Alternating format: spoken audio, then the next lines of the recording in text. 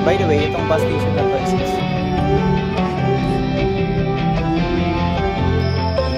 we are now here going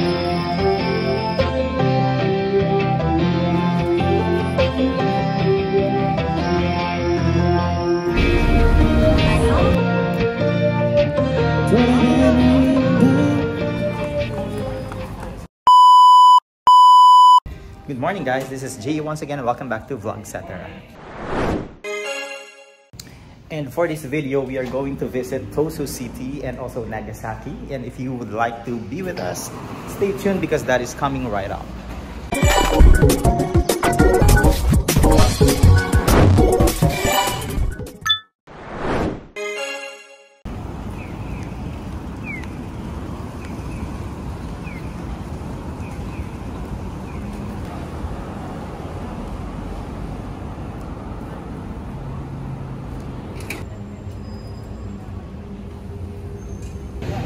So yung hotel location namin guys is actually just near the subway. You just have to cross yung next na main road. Dun sa tinawiran natin. And then this is already the Watanabe Dori station. Yan, nandito na tayo sa station guys after less than 5-minute walk.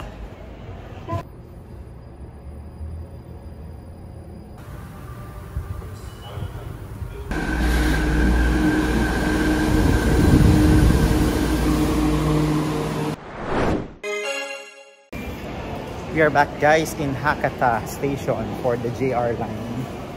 Ayun yung sasakyan natin. Grabe yung subway nila, napakalalim. Yung huli lang namin inakyat 3 levels na. Tapos may 2 pa uling pababa. Anyway, we're back here in the BC station.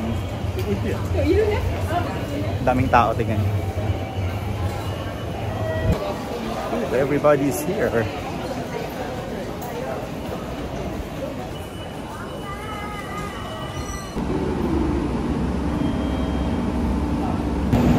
The train is here guys, 10 minutes early. So we're just looking for car number 3. Pero eto siya, yung train natin. But because we have the reserved seating, then we just have to look for the car number and then the seat assigned to us. So let's go. Bound for Hizen-Kashima. We will be stopping at Utsukanchi and Hizen-Kashima. Cars number 4 through number 8.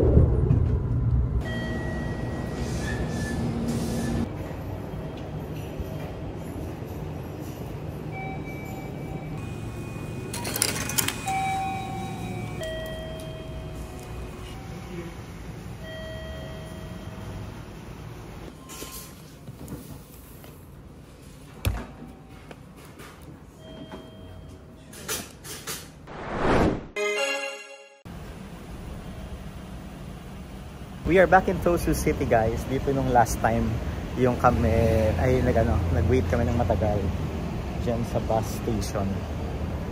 And we are going to wait until 11:20. And it's super sunny here in Tosu. Look at that.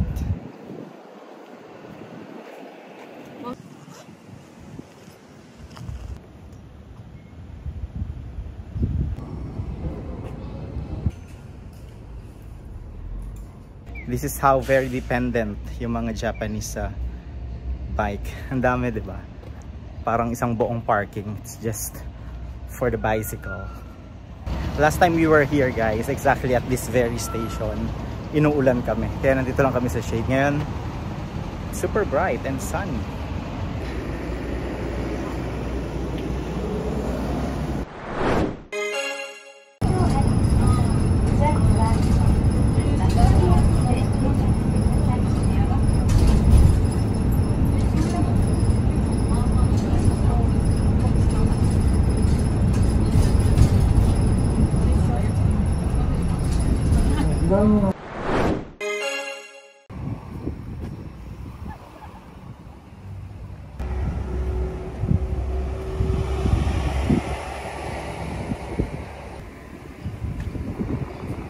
We're here finally guys in the outlet, Tosu Premium Outlet, and hindi pa ganon kadami, hindi pa ganon masyado kadami yung tao. Yeah. And again, unlike the last time we're here, hirap na hirap kami maglakad because it was raining. Now it's so hot.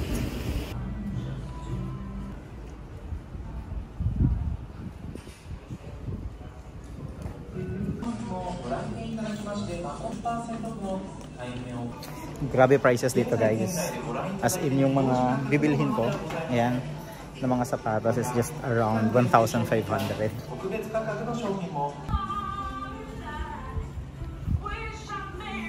So we found another good discounts here in Gap kasi meron silang 40% off plus another 15% off if you're a traveler. Plus of course the tax-free kapag ka na-meet mo yung minimum spend amount, which is 5,500 yen. So we are taking a break for lunch guys, and yung binili ko for lunch is the similar set that I ate nung last time nandito kami, at nandito na siya agad. Quick yung serving. Ayan, this is nasaan yung resibo ko? 1,150 yen. Ayan, itong set na to. Yeah, without the rings yet, pero okay na din, di ba? So yung name ng stall na pinagbilahan ko is called Mitsu Sidori Hompo. Ito, pakita ko sa inyo yung tsura ng stall nila.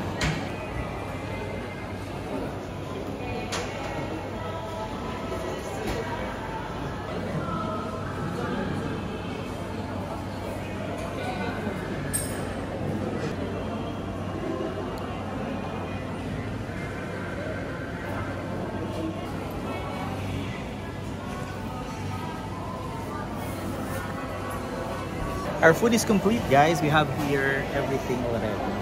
Yeah, so let's go, let's eat.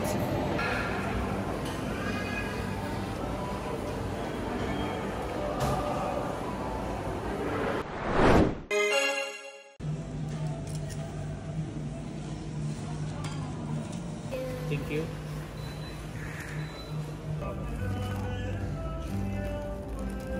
Hey guys, parang ang iksi ng oras, pero nandun kami mga 12, so almost 4 hours kami nasa loob, kaya lang konti pa din yung oras at konti. Yung nabili lang namin actually sa Adidas, and then we are not able to check on other stores kung may mga good finds pa.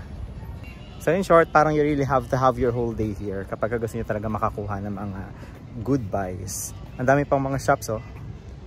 Yan, diba?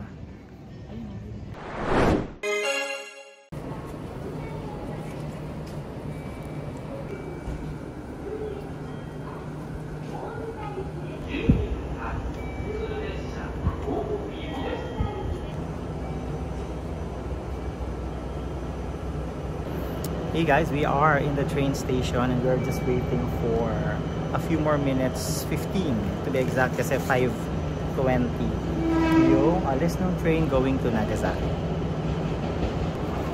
Ang cool talaga ng train system here in Japan guys. They would come on time and leave on time. So yung kanina, yung kakaalis lang, siya tayong 5:08. Saktong-sakto. Nakaalis ng 5:08. And next is ours, which is 5:20.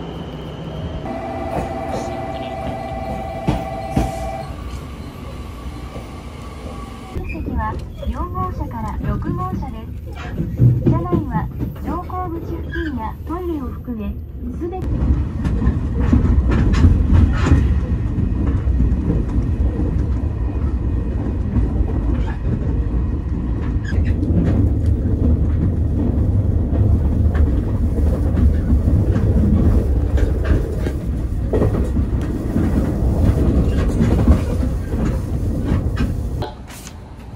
45号長崎行きです。停車駅は諫早、終点長崎です。途中の嬉野線、新大村には止まりませんので、お乗り間違いにはお気をつけください。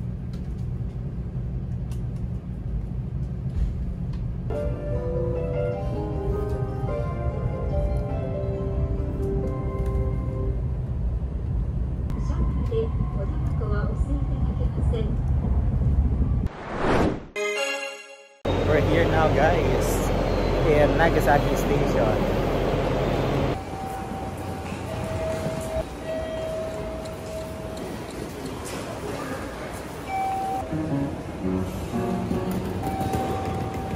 So we're now here, guys, inside.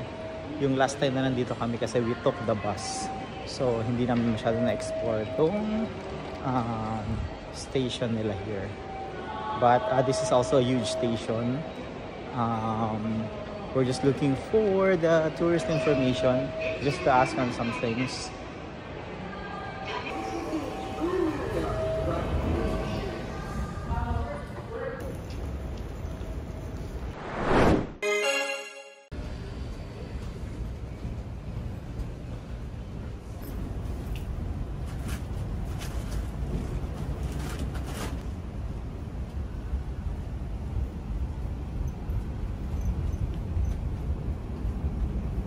Hey guys, we are now here in Nagasaki Station Traffic Park. Yeah. We're just waiting for bus number 3 or 4 to bring us to Nagasaki Ropeway. So ito yung brochure nila na binigay din sa tourism center. And we were not able to do this last time kasi maaga din kaming umalis. But this one, nasabi nila, an aerial walk through sparkling skies. Kaya maganda talaga siyang gawin during the night.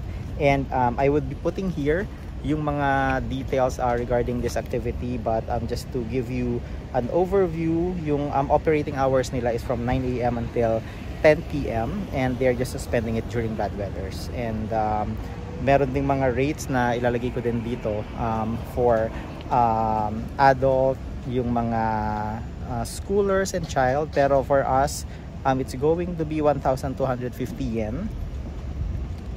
And dahil ngayon ay almost 7 PM na, so pwede pa naman kasi until 10 PM pa nga yung operations nila. By the way, itong bus station na to is just really less than 5-minute walk from the Nagasaki station. And every 15 minutes naman daw meron dumarating na bus going to the ropeway.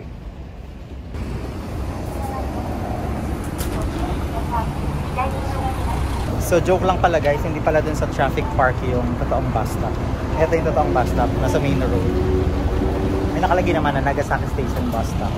And this is where you should be waiting for your bus. Kaya pala ang tagal namin doon, walang pumapasok na bus. Hey guys, we're now here. Almost at the ticket booth. Nakikita nyo ba ako? Ang dilim. Lalo na doon kanina sa baba, halos walang ilaw. And so, kakaiba na yung tunog dito. Puro kulig-lig. Very probinsya na guys. Pero may mga tao pa naman. Kasi nga hanggang 10 PM pa naman sila nag-ooperate.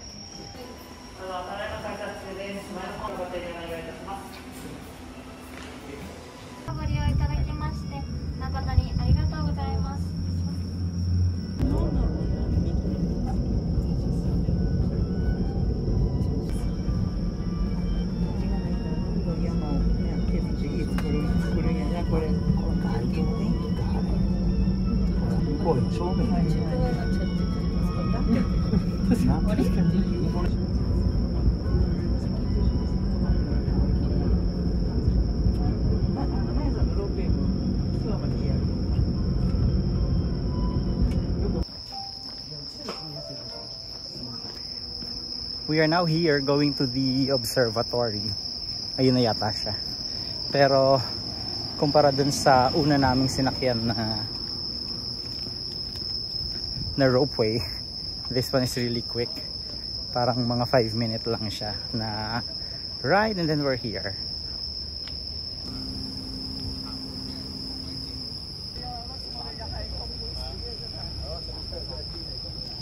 Ito na guys yung observatory.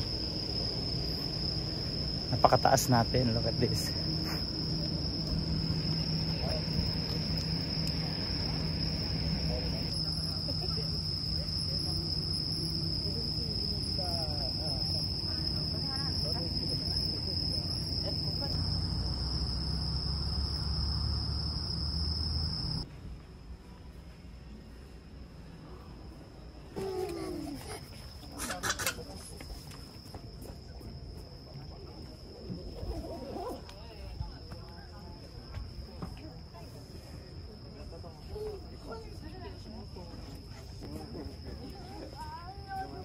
This is the observatory guys from here.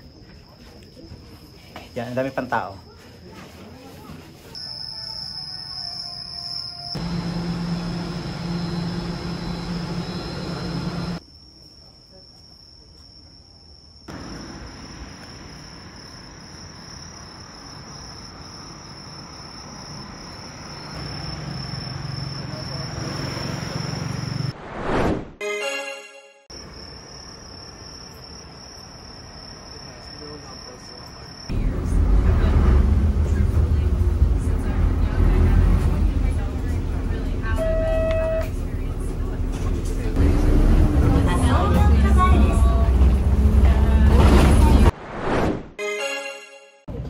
Hey guys, so we are now back in Shinkansen.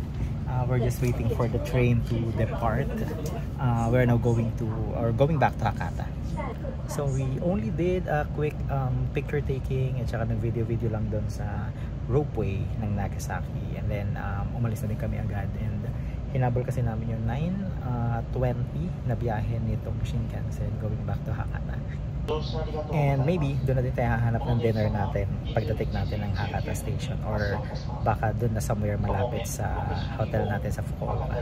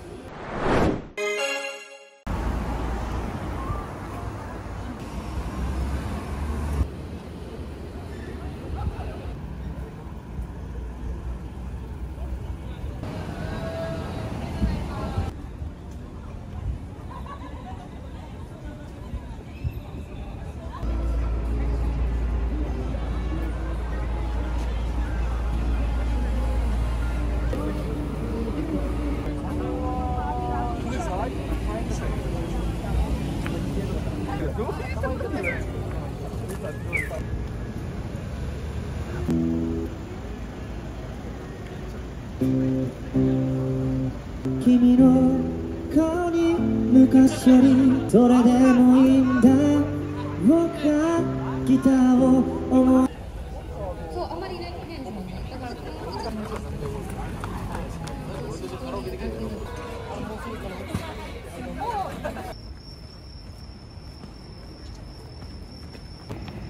So guys, we are back in Fukuoka and we're just looking for a late dinner, pero wala pa kami nakikita. We're now here yung sa area ng Canal City. Let me show you. Ito siya. Yan. We're just actually walking around the vicinity. And we tried yung mga food stalls doon by the sa other side. Kaya lang walang English menu, so ang hirap intindihan ng mga food nila. Anyway guys, I guess this is where I'm going to end this vlog. And if you like this video, please don't forget to give it a thumbs up and comment below if you have any questions regarding our trip and adventures today. And don't forget to hit the notification bell so that you will get updated with more funny video only here in Vlogsetter. Until the next one, bye! Cracky.